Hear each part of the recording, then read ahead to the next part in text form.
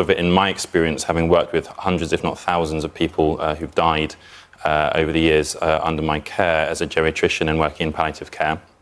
My experience is that most deaths are actually pain-free, and I think it's important to dispel any misinformation that this debate brings up. Lots of people assume, because of this debate, that all death is very painful. So most deaths are pain-free.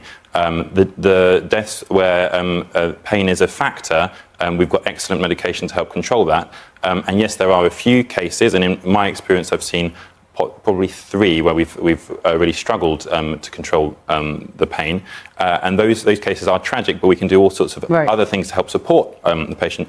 But I'd like to, this is such a deeply personal debate, I'd like to raise something from my background, so which I've been thinking about a lot as I've been hearing about this bill. So my grandmother became very unwell and very frail. She was a very selfless person, as many people in that generation are. She was a fan of Esther Ranson's.